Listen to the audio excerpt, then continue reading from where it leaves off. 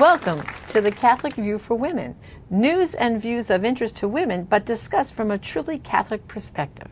And I'm joined here today again with my wonderful co-host, starting from my far left, Teresa Tomeo. Hello, Janet. And as we all know, Teresa has a wonderful daily radio show on the worldwide EWTN Global Radio called The Catholic Connection. That's right, which you're a part of every Friday. That's right. That's right.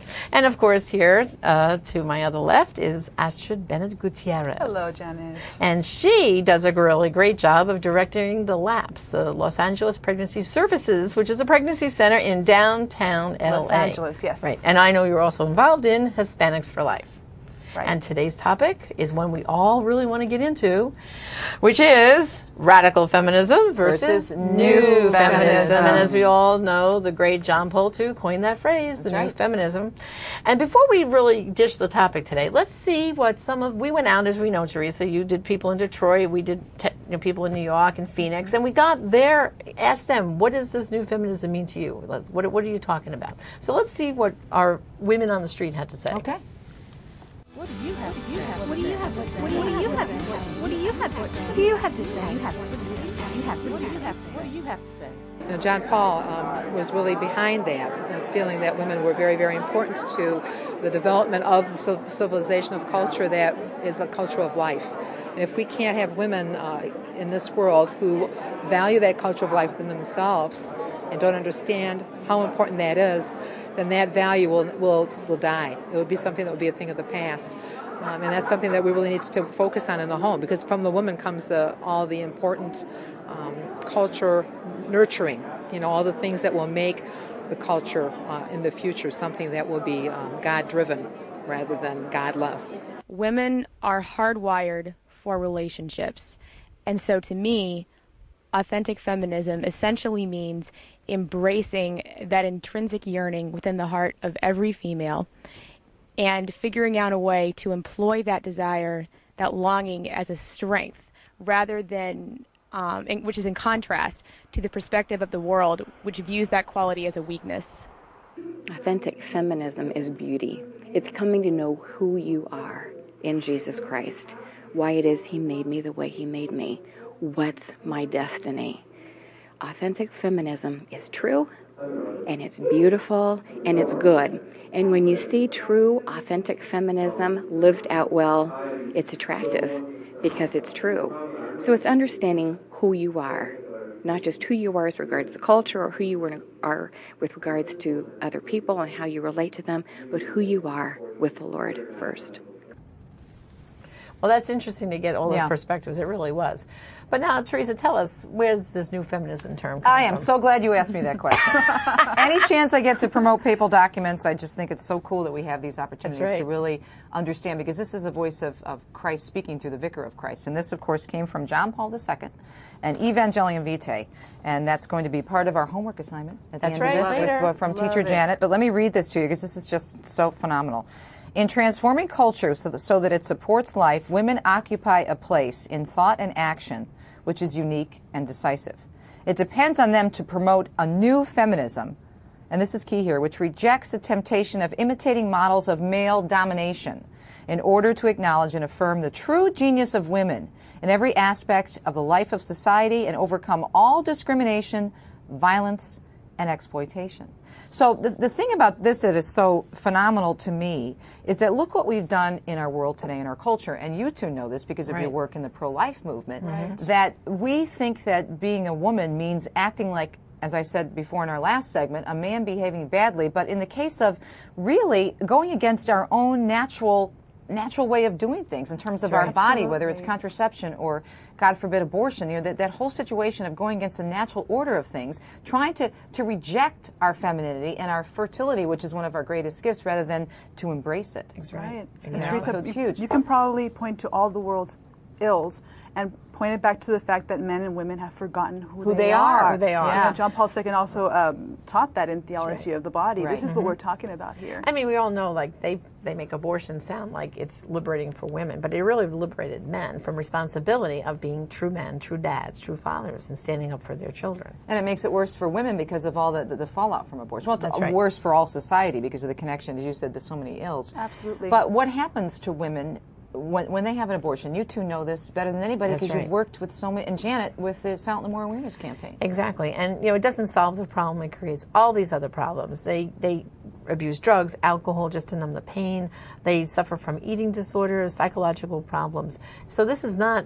It's not making them more of a woman. It's actually destroying their femininity, their womanhood. You look at the slogans they have for abortion, that we see in the university: choice, freedom, and women's rights. These are all good things, but when you bring in abortion into the equation, I mean, really, abortion really does damage women psychologically, emotionally, physically, spiritually. And I see women every day in my center. They come to us who've had one or two abortions. They really do regret, for the most part, many women do regret abortion. It really is a lie that was sold to us. And I think all lies eventually will, unravel themselves. We will realize that we are in error. And Teresa, even within the church, like you had the experience at the Congress, where now women who are invited to the special Congress still have this radical feminist view of the church. Yeah, and I always wonder, before we get to that though, just something, it must have been the Holy Spirit, because I'm not smart enough to think of this on my own, but I'm thinking about, for us growing up, you grew up in the 60s and 70s, I grew up primarily, in the late 60s, early 70s, and I went to college, I graduated from college in 81. How do you think radical feminism, or feminism, in the late 20th and the early 21st century, how did it get so centered on abortion and contraception? Because that's all it ever. Anybody who calls himself a feminist in the secular world, I don't know one who isn't pro-contraception and pro-abortion. Right. Well, I think it all stems from, like, when I was growing up really in Brooklyn in the 50s and 60s, that you had large families, and it was a blessing. It was considered a positive thing. Matter of fact, in my Catholic neighborhood, it was an honor if, in a large family, one of the boys was going to become a priest. It was like the biggest honor. Right. Well, when this whole thing about, feminism and women having to get ahead, well, getting ahead meant you can't have children, because children are like a shackle around your, And so, therefore, I think that's what happened. And so the contraception mentality came in 68, and from that, right behind it, abortion, as you know. And I think it was because motherhood was looked as a negative. You know what I mean? When I grew up as a kid, it was a positive. One woman up the block from me, Mrs. O'Connor, she had like 18 children. And matter of fact, I went to my Girl Scout badges there because there was always something to go there and help and do, But it was big families were a positive. Right. And then it flipped around. And it almost became, in order to get ahead, you can't have children. And so what happens? We have to contracept because we decide. Instead of it's God decides, it's we decide. It's all about me. It goes back to Genesis, though, doesn't it? In terms of that, God is saying you can't eat from the tree of knowledge of good and evil because you think you'll be able to decide between good and evil, and we can't. We can't. Because every time we do, it's like what that old saying from Einstein, insanity is doing the same thing over and over again, but expecting different results. Look at what happens no matter what type of situation we get ourselves into, whether it's abortion, whether it's contraception, whether it's sexual promiscuity, it all leads to misery. And what the root here is really just a denial of God. Really. A denial of who we are, as you said earlier. God is not God. We are God. Right. I decide. It's my body. I decide. Whereas when you put God first, your body is a gift. It's a self-donation to your husband. It's something so radically different. So I think what happened in the cultural revolution of the 60s, there's so many layers to this, but I think it's when you start to replace God with other gods, yourself, sex. Right. We have Margaret Mead, Margaret Sanger, who really did want to introduce the idea that we are, really just sexual beings primarily, and that God is not God, that, He's inconvenient. It's an archaic idea. So I think when we start to realize where the root of it is, and we start to reintroduce who God is, who we are in God, we're going to see that we're going to find true happiness. And in college is where I really found a lot of these ideas. And so I really encourage a lot of young women to really read what the Pope writes. The Holy Father Benedict XVI and also John Paul II wrote so many wonderful things. And we have great Catholic philosophers that just write such amazing, wonderful things that really, truly liberate us. Well, how about Edith Stein, St. Teresa Benedict of the Cross? Edith Stein, Alice von Hildebrand is my favorite. Yeah, I wish I knew about those things growing up. I wish I knew theology of the body, none of that stuff. We never heard of those things, and we didn't have the advantage of having that. But now, there's a wealth there, and it has to be unpacked and studied. Getting back to what you were saying earlier about the Congress, and we mentioned this in the last show, we were talking a lot about Mulier Siddhatatam and finding her vocation. The Congress that was held in 2008 was actually held 20 years after Mulier Siddhatatam on the Dignity and Vocation of Women was issued by John Paul II, that beautiful letter to women. And there was another letter in 1995 from John Paul II, but we were brought there, 260 of us from around the world, and also Colleen Carroll Campbell was there from EWTN, as well as Donna Marie Cooper O'Boyle and Genevieve Konecki, and so we all went together, and Joan Lewis was there covering it for Rome. Right. And we had a wonderful time, but I'll never forget this. And getting back to your original question about how some of these people, these radical feminists, have found their way and rooted their way into the church and embedded themselves even at the highest end or highest portions of the Vatican. And we were having this incredible conference. We're hearing from cardinals and sociologists and biblical scholars about women and talking about their dignity. And it was just like, I could not get enough. I was sitting on the edge of my seat. And then they opened it up for question and answer. And some good questions came through, and people from, around the world were asking questions, and they had the translators there. And, of course, we get the American woman standing up, and she said that she is studying social justice at Harvard, and that she was very respectful of the view that the church had in Rome about women not being able to be priests, because they gave just a brief summary. They didn't spend a lot of time on it, but they said, here's why, getting back to what you said in terms of our understanding who we are and our roles and why women cannot be priests. We can do many other things, but just like men can't have children, women can't be priests. So she stood up and she said, well, that's your view, but in America, our view is different, and because women have male characteristics and female characteristics, and men have some female characteristics, we in America, now she was speaking apparently for the entire country. She wasn't speaking didn't talk to us. And she says, oh, well, we believe that women should be priests. So all of us, all the ladies from EWTN, I was at the very end of the row, and all of a sudden all the heads turned toward me like, are you going to get the microphone? So, of course, I raised my hand, and I very respectfully stood up, and I said, we have 5 or 6 women here from America, from the United States, and I just want to respectfully disagree with so-and-so from Harvard. She does not represent us. Right. And we thought we were coming to this conference to support the church teachings and not challenge them. So I gave a little bit I talked about John Paul II's documents where he talked about why women can't be priests, and there's another document also by Paul VI. There are 2 major documents in the last, 40, 50 years about this that very strongly declare why women can't be priests, that they can't change it because of the natural order of things. So anyway, right after the papal audience at the end of this Congress, this woman tracks me down. And the first thing that I thought of when she approached me, because there was so much torment in her face, I started praying for her because I said, I wonder if she's post-abortive. That popped into my head. There was a struggle going on, something that wouldn't let her submit. And she said, you were the one who challenged me, and I want you to know about this survey and that survey. And the only thing that came out of my mouth was, what does it have to do with the Pope and the magisterium and the authority of the church? That's right. I don't care how many surveys. The Pope doesn't look over to America and say, there's 70 million Catholics, and we're going to take a poll and see how they feel. We're going to change this teaching. I better change it. I'm going to change this teaching that's 2,000 years old. This is the vicar of Christ. When this subject comes up, I love jumping in right away, because you're at this cocktail party conversation. This ordination of women comes up, and I say, listen, look to Jesus and see what he did when he walked on this earth. He picked 12 men. They were at the Last Supper, no women. Right. This is the 12 people that he ordained as the clergy. He didn't throw in Martha or Mary or even the Blessed Mother. He said these 12 men. Now, if God wanted women, he would have made them one of the 12 apostles. And we need to really, when we come back from the break, we need to really dive into this because the scriptures are very clear. They're very clear. But the scriptures, if you understand how Jesus treated women, he broke the norms. He really did. He was, as we said, he raised women up. And he was our greatest and still is our greatest. And he's the greatest women's liberator ever. Exactly. Go Amen. God. Go God. All right, we're going to take a break and JC. we'll be right back.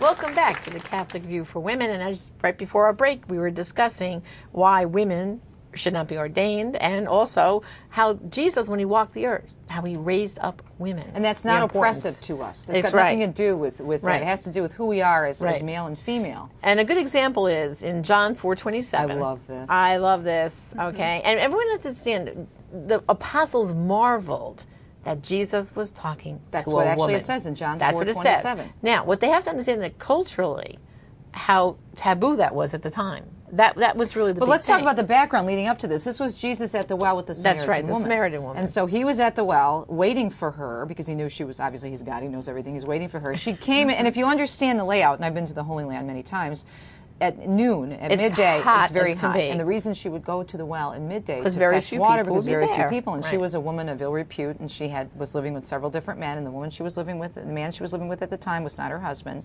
And so she comes to the well, and there is God, Jesus, sitting there waiting for her. And the apostles went off to get food, as the scripture tells us, and they come back, and he's talking not just to a woman, but a Samaritan woman. Yes. Right. Makes it worse. And he's talking to her about her life, and she becomes, and what's interesting is that there's nothing is wasted in Scripture. This is what I've learned in Bible study and from the great scholars I get to interview on my show. If you notice in that passage, she goes to get water. Right. She leaves the jug. Yeah. And she left the jug behind, and she goes into town to tell him about this man who told her everything about her life. She went to give testimony. Right. Her life But was she not the leaves same. that. The most important thing to her was that day, just let me go and get my water and get home so nobody can see me. And then he gives her the true water. Right. You know, Living water. Living water of life. So that to me it just says so much. But getting back to what we were saying before, I really felt bad for that woman because I could see that there was something in her where she wasn't willing to submit. And when I said authority, she didn't know what to say. She literally just stopped and looked at me. Yeah. And I didn't feel that, as frustrated as I was with her comments that she made, I just felt peace because I just thought, Lord, help her because she hasn't been able to submit yet. Right. And we've been there. And it, How it reminds me too, when I was away from the church, one of the things I disagreed with was the infallibility of the Pope, which is really disagreeing with the did you even know what that meant? No, of course not. But what it really means is disagreeing with the magisterial teachings of the church. Right. And that was really the culture at the time, was to downplay the church. The church is wrong. They're oppressive. And so I can understand how that woman got to that place. I mean, that's just being swept up by it. It's so amazing that she happened to go to that Congress, where here you have these brilliant women who are just so gifted by God, dedicating themselves to the church, contributing so much as you are, Teresa, and that she would come into this forum and start to challenge you, and then to receive good answers, from some of the best minds. But she wasn't open to it yet. But hopefully, some seeds were planted. Absolutely, nothing is by chance. Nothing is by chance. Yeah, so you never know. But another thing I love about the scriptures is I always think about the resurrection. Okay, now look. Did Jesus appear to the first pope, to Peter first? No. Who did he appear to? Mary Magdalene. A woman. The women. A woman. And who brought the good news to the apostles? The women. Right. Well, Mary Magdalene is considered to be the apostle to the apostles. That's another title for her. That's right. In addition to saint. So, I mean, when people think that, the scriptures or our religion is based on all this oppression, you just have to unpack the church is not, the problem is in the United States, and I think in Western culture, we view the church as a job or as a democracy. Well, first of all, we don't live in a complete democracy in this country. We live in a democratic republic. There's a big difference. A lot of people don't even realize that. But it's not where we get to. God runs a kingdom, not a democracy. He's King of Kings, Lord of Lords, the great I am, the beginning and the end. You have to accept that and understand that role as King of Kings and our Father, our eternal Father, because He came up with the plan. And as the old show, you're too young to remember, but Father knows best. Remember? I remember. Danny Thomas. But once you accept that, then everything else kind of falls into place. Right. Absolutely. You see the wisdom play out in history. Right. Absolutely. And you, when you live it, when you start living it out, as we learn, the hard way, you realize that it's the best thing for you. The other thing I wanted to get back to on the scriptures is, how many times have you heard, ladies, someone say, well, Jesus was constrained by the times. That's why He didn't have women at the Last Supper, and that's why He didn't name them women apostles. Okay, this is when I get a little crazy. All right, okay, now, ridiculous. Okay, stop right there. You're saying that you're a Christian. Right. Now, if you're a Christian, you believe that Jesus is God, and that you believe in the Holy Trinity, and so you believe that He's Lord, like He's God. Okay, we get that right. He's the boss. Oh yes, I'm a Christian. But at the same time, you believe the same God who created the entire universe, every hair on her head is counted, He's got all the stars and everything in order, but He was constrained by the times. God was constrained. Give me a break. See, people don't stop and think. They hear these things. They go, oh, maybe that makes sense. God was constrained. How could God be constrained by anything? That's He's right. God. So that just blows that right out of the water, that one. It just drives me crazy. They'll stop and think about this stuff. It's true. You know, if Jesus, as you said, wanted women to be priests, he would have had that. That's part right. of the first 12. And the other thing too, and we in preparing for this show, you know, thanks be to God for the spiritual direction, the people here, especially our advisor, Father Frank, in saying that this is the role we have. The church is always referred to as the Holy Mother Church. That's right. Church is female, right? Okay, the bride. Jesus Christ. is the bridegroom, right? You know, and so this whole thing about you know, radical feminism versus new feminism. This new feminism is who we are as women. That's right. Just like Holy Mother Church, it's such an incredible honor and dignity that we have. And if you look at the great saints, we have 3 saints who are women who are doctors of the Church: Teresa of Avila, the first. Love her, my favorite.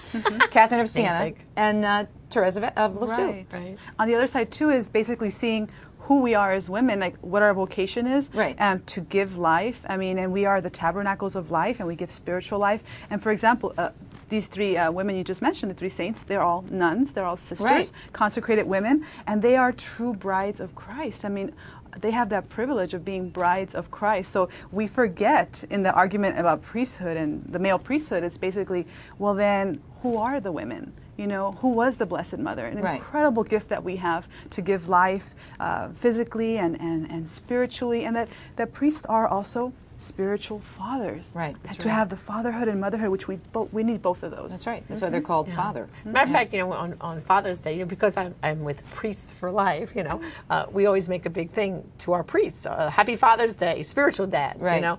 And when you talk about this ordination of women, from the very first time that you know, Father Pavone became National Director of Priests for Life and I began to travel, people would say to me, Priests for Life, and what do you do with them? Ha, ha, ha, like wink, wink. I guess you want to be ordained, Janet, huh? And I went, absolutely not.